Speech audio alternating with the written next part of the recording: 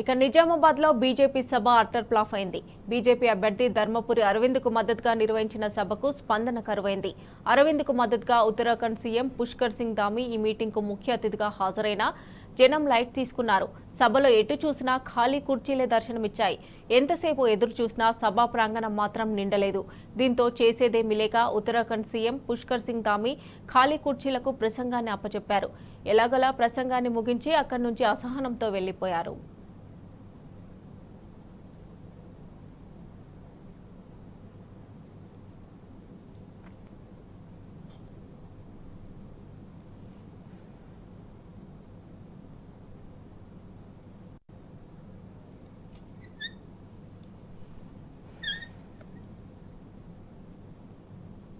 నిజామాబాద్ లో బీజేపీ సభ utter flop అయింది.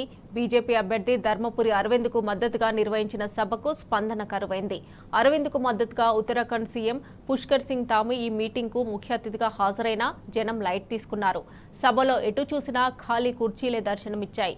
ఎంతసేపు ఎదురు చూసినా సభా ప్రాంగణం మాత్రం నిండలేదు. దీంతో చేసేదేమీ లేక ఉత్తరాఖండ్ సీఎం పుష్కర్ సింగ్ ధామీ ఖాళీ కుర్చీలకు ప్రసంగాన్ని అప్పచెప్పారు. ఎలాగలా ప్రసంగాన్ని ముగించి అక్కడి నుంచి అసహనంతో వెళ్లిపోయారు.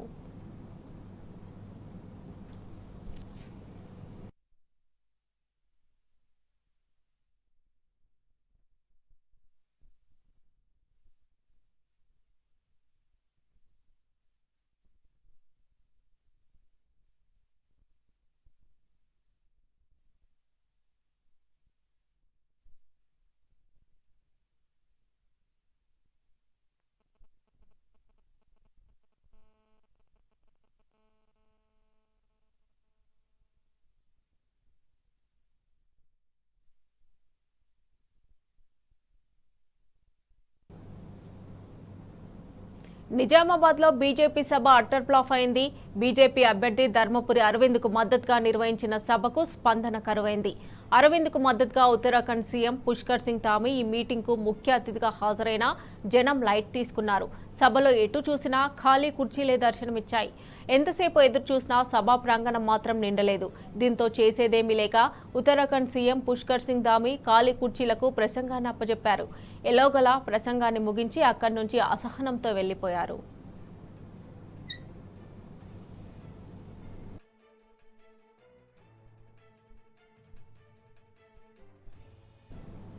ఇక ఇదే అంశానికి సంబంధించి మరిన్ని డీటెయిల్స్ మా ప్రతినిధి రవీందర్ అందజేస్తారు. రవీందర్, ఇవాళ నిజామాబాద్ జిల్లా కేంద్రంలో బీజేపీ పార్టీ ఎన్నికల ప్రచారంలో భాగంగా ఇవాళ బీజేపీ క్యాండిడేట్ ఎవరైతే ఉన్నారో అతని నామినేషన్ కి ఉత్తరాఖండ్ సీఎం రావడం జరిగింది. ఉత్తరాఖండ్ సీఎం పాల్గొన్న సభ వీళ్ళు బీజేపీ పార్టీ సారథ్యంలో ఏర్పాటు చేసినటువంటి సభకు కనీస ఆదరణ కరువైందని చెప్పవచ్చు. కుర్చీలు వెలవెలబడిన సందర్భం కూడా స్పష్టంగా మనకు విజువల్ లో కనబడుతున్నాయి. ఈ నేపథ్యంలో వీరు దాదాపుగా ఇది పార్లమెంట్ సెగ్మెంట్ లో ఉన్నటువంటి నియోజకవర్గాలకు సంబంధించిన కార్యకర్తల పన్నాక సమావేశం. ఈ సమావేశానికి ఉత్తరాఖండ్ సీఎం హాజరు కావడం జరిగింది. ఉత్తరాఖండ్ సీఎం హాజరైనటువంటి ఈ సభకు ఇటు నిజామాబాద్ జిల్లాకు సంబంధించితో పాటు పక్కన ఉన్నటువంటి జగిత్యాల, కోరుట్ల కాన్స్టిట్యూన్సీ ప్రజలు, అదేవిధంగా పక్కన ఉన్నటువంటి బోధన్ నియోజకవర్గ ప్రజలను వస్తారనుకున్నటువంటి సభ ఇది మధ్యలోనే అటర్ ఫెయిల్ అయినట్టుగా స్పష్టంగా కనబడుతుంది.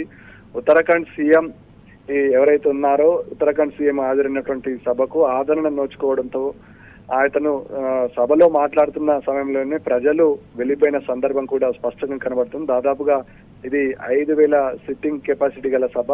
కేవలం 2,000 నుంచి 2,500 మంది మాత్రమే హాజరు కావడంతో ఉత్తరాఖండ్ సీఎం ఆశ్చర్యపోయాడు. ఈ సభకు ఆదరణ ఎందుకు కరువైంది, బీజేపీ గ్రాఫ్ ఎందుకు నిజామాబాద్ కాన్ఫరెన్స్ లో పడిపోతుంది అనే ప్రశ్నలు ఇవాళ క్యాండిడేట్ తో పాటు జిల్లా పార్టీలు ఉన్నటువంటి అభ్యర్థులకు అడిగి తెలుసుకోవడం జరిగింది. మొత్తానికి ఈ సభగా ఫెయిల్ కావడంతో బీజేపీ పార్టీలో ఓ నైరాశ్యం అయితే కనబడుతుంది.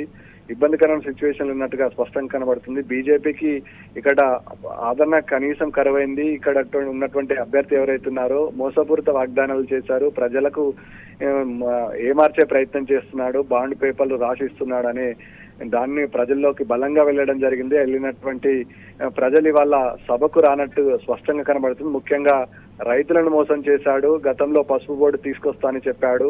ఆ పసుపు బోర్డు తీసుకురాకపోవడంతో పాటు మళ్ళీ ఇవాళ పసుపు బోర్డు వచ్చింది, పసుపు బోర్డు ఉంది అని చెప్తున్నాడు. వాస్తవానికి నిజామాబాద్ లో పసుపు బోర్డు ఎక్కడ లేదు. పసుపు బోర్డు సంబంధించిన ఆయన ఎవరైతే నరేంద్ర మోదీ ఉన్నారో నరేంద్ర మోదీ గతంలో చెప్పాడు ఇక్కడ స్పైస్ పార్క్ ఏర్పాటు చేస్తామని చెప్పాడు. ఇక్కడ ఉన్నటువంటి రైతులు అదే చెప్తున్నారు. స్పైస్ పార్క్ పసుపు బోర్డుకు తేడా ఉండదా, ఉంటే అది ఎక్కడ ఉంటుంది అనే విషయం కూడా బహిరంగ సభలో అరవింద్ను నిలదీయడం జరుగుతుంది. అరవింద్కి ఎక్కడికక్కడ బహిరంగ సభలో చెప్పడం జరుగుతుంది. మొత్తానికి ఇవాళ సభను చూసినట్టయితే బీజేపీకి గ్రాఫ్ పడిపోయింది. నిజామాబాద్ పార్లమెంట్ సెగ్మెంట్ లో ప్రజల ఆదరణ కరవడంతో వచ్చిన ఉత్తరాఖండ్ సీఎం కు అవమానంగా చెప్పవచ్చు. అతను ప్రసంగిస్తున్న సమయంలోనే జనాలు వెళ్లిపోవడంతో బీజేపీ వల్ల క్వశ్చన్ లో పడిపోయిందని చెప్పవచ్చు. ప్రజా ఆదరణ, ఇది వ్యవసాయ ప్రధానమైనటువంటి నియోజకవర్గం కాబట్టి ఎక్కువ మొత్తంలో పసుపు రైతులు ఉంటారు కాబట్టి పసుపు రైతులను ఏమార్చే ప్రయత్నం గతంలో అరవింద్ చేశాడు.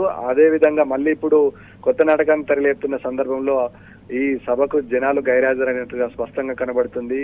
ఊకదంపుడు ఉపన్యాసం తప్ప ప్రజాక్షేత్రంలో నిజామాబాద్ అభివృద్ధితో పార్లమెంట్ లో ఏనాడు కూడా ప్రసంగించలేడు. అదేవిధంగా మతతత్వ రాజకీయాలతో పాటు అందరిని అవమానపరిచే విధంగా ఉంటుంది, ఎటకారం చేస్తూ ఉంటాడు. కనీసం ఎంపీ అన్న విషయాన్ని కూడా సోయి మర్చిపోయినటువంటి అభ్యర్థికి గట్టి గుణపాఠం చెప్తామని నిజామాబాద్ పార్లమెంట్ లో ఉన్నటువంటి ప్రజలు ఇప్పటికే డిసైడ్ అయిన సందర్భంగా స్పష్టంగా కనబడుతుంది. ఈ నేపథ్యంలో ఇవాళ సభకు కూడా జన ఆదరణ కూడా లేకపోవడంతో అటువైపున మన కోసం, మన అవసరాల కోసం, బాగోగుల కోసం నిరంతరం పోరాడే అభ్యర్థులను గెలిపించుకుంటామని నిజామాబాద్ పార్లమెంట్ సెగ్మెంట్ ఉన్న ప్రజలు ఈపాటికే డిసైడ్ అయిన సందర్భం కూడా స్పష్టంగా కనబడుతుంది. అందులో భాగంగానే ఇవాళ బీజేపీ తలపెట్టిన సభ ఫెయిల్ కావడానికి ప్రధాన కారణం అదే అని చెప్పవచ్చు.